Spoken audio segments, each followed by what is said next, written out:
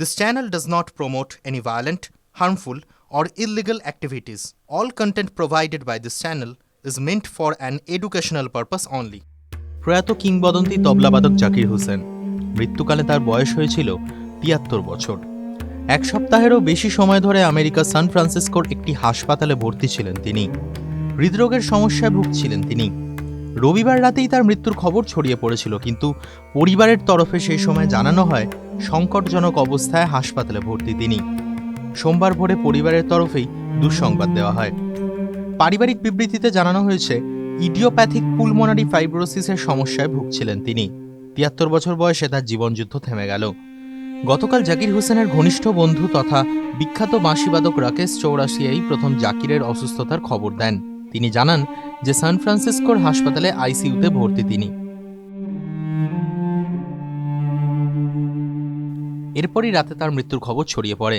বিশিষ্ট ব্যক্তিরা শোক প্রকাশ করেন। পরে জাকির হোসেনের ভাগ্নে আমির আউলিয়া লেখেন, মামা জীবিত রয়েছেন, তবে তিনি গুরুতর অসুস্থ। বিশ্বজুড়ে তার অনুরাগীদের কাছে অনুরোধ, তার জন্য প্রার্থনা করুন। কিংবদন্তি তবলাবাদক উস্তাদ আল্লাহ রাখা খানের পুত্র জাকির হোসেন।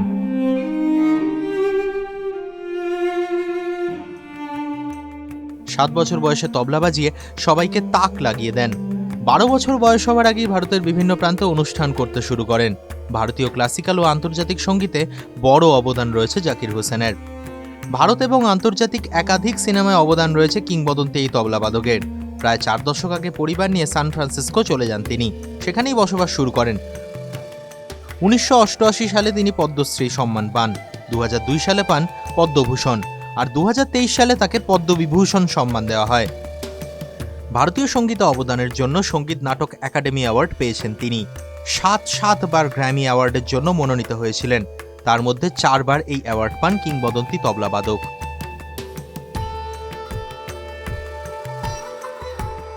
ঠিক 15ই ডিসেম্বরই দেখা। আফটারওয়ার্ডস আমার ছোট ছেলেকে আদর করে করে আমার সঙ্গে বিভিন্ন রকমের ইয়ার্কি ঠাট্টা করা, এবং এই যে সম্পর্কটা ছিল সেটা সত্যি বড় দাদার থেকে কোনো অংশে কম নয়। অনেকভাবে ইন্সপায়ার করেছে আমাকে, অনেক পথ চলার রাস্তা, অনেক বাজনার রাস্তা, সব দিক থেকে।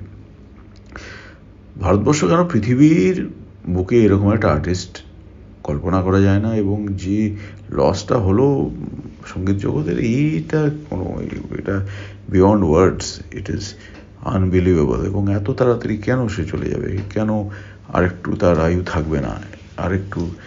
আর 10টা বছর বাঁচতে পারতো তো। তবলা সারা পৃথিবীতে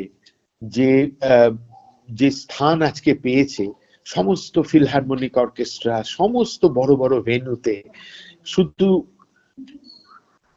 জাকিরজির জন্য তবলা আজকে এই স্থানে প্রতিষ্ঠিত হয়েছে। এবং বাজিয়ে হিসেবে অত বড় বাজিয়ে যে পাঞ্জাব ঘরানার শিল্পী ছিলেন, কিন্তু সমস্ত ঘরানার বাজকে উনি একাত্ম করেছেন। আমি করেছিলেন বলতে পারছি না, করেছেন বলতে চাই। আর আমাদের মতন অনেকে আছেন যাদের উনি ভাতৃ স্নেহ দিয়েছেন, ভাইয়ের মতন ভালোবাসতেন, এবং আমরাও ওনাকে গুরুর মতন, বড় দাদার মতনই শ্রদ্ধা করেছি এবং আজীবন সেটাই করব। কথা বলার মতো অবস্থায় নেই, বুঝতেই পারছেন। আজকে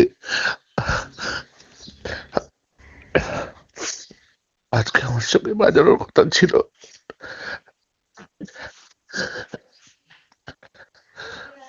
'৯৯ সালে আমার সঙ্গে প্রথম বাজার উনি। সেই সময় তারও আগে থেকে ওনার সঙ্গে আমার যোগাযোগ, এত ভালোবাসা পেয়েছি, এত কি বলবো জানি না। শেষ আশা ছিল যদি সত্যি উনি লড়াই করে ফিরে আসেন, কিন্তু সেটা আর হলো না। ৩:১৫ চলে গেলেন ওখানকার সময়।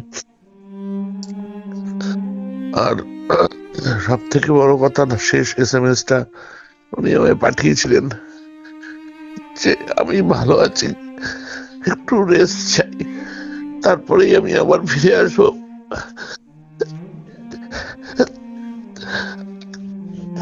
আমি সত্যি কথা বলতে পারছি না। TV9 Bangla digital.